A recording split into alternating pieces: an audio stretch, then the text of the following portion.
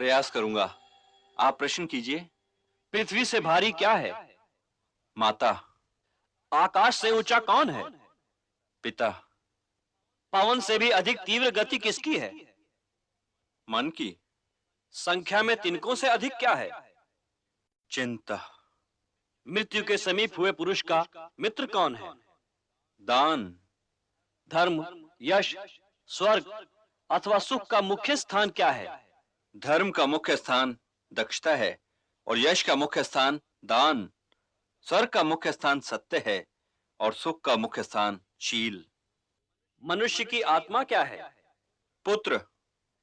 जगत को किस वस्तु ने ढक रखा है? अज्ञान ने। आलस्य क्या है? धर्म न करना आलस है। सुखी कौन है? जो ऋणी न हो। सच्चा स्नान कौन सा है? जो मन का मैल धो दे। काजल से भी अधिक काला क्या है? कलंक। लोक में श्रेष्ठ धर्म क्या है? दया श्रेष्ठ धर्म है। किसको वश में रखने से शोक नहीं होता? मन को वश में रखने से शोक नहीं होता। लज्जा क्या है? ना करने योग्य काम से दूर रहना लज्जा है। दया क्या है? सबके सुख की इच्छा करना दया है। राष्ट्र की मृत्यु का कारण क्या होता है? अराजकता। हे राजन, वास्तव में ब्राह्मणत्व का प्रमाण क्या है? कुल, चरित्र, शिक्षा या शास्त्र ज्ञान? हे यक्ष, कुल, शिक्षा और शास्त्र ज्ञान ब्राह्मणत्व को सिद्ध नहीं करता। ब्राह्मणत्व का प्रमाण तो निस्संदेह चरित्र ही है।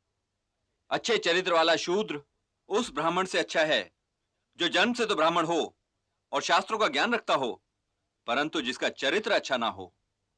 धर्म क्या तर्क में है? नहीं। तो क्या ऋषियों की विचारधारा में है? नहीं, क्योंकि किसी एक ऋषि की विचारधारा दूसरे से नहीं मिलती, उनमें मतभेद होता है। किसी ऋषि के पास संपूर्ण सत्य नहीं। तो फिर धर्म का संपूर्ण सत्य कहाँ है? व्यक्ति के हृदय की गुफा में। और सबसे बड़ा आश्चर्य क्या है? सबसे बड़ा आश्चर्य यह है कि हर व्यक्ति ये जानता है कि मृत्यु जीवन का अंतिम सत्य है, फिर भी यही सोचता है कि कदाचित उसके जीवन का अंतिम सत्य मृत्यु नहीं। भरत श्रेष्ठ, तुमने मेरे सारे प्रश्नों के ठीक उत्तर दिए हैं। इसलिए इन चारों भाइयों में से जिस एक को चाहो वो जीवित हो सकता है। यदि इनमें से एक ही जीवित हो सकता है तो हे यक्ष, मैं अपने प्रिय अनुज महावीर नकुल को जीवित देखना चाहता हूं।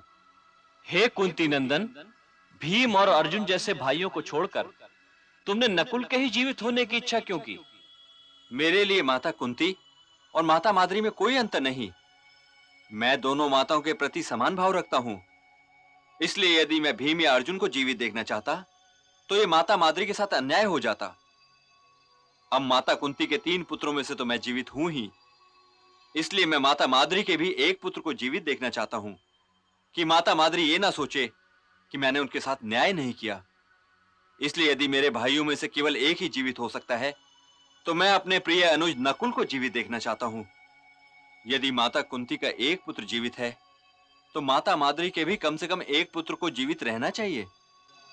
और यदि मैं ये कहता कि तुम्हारे 2 भाई जीवित हो सकते हैं, तब तुम किनका नाम लेते?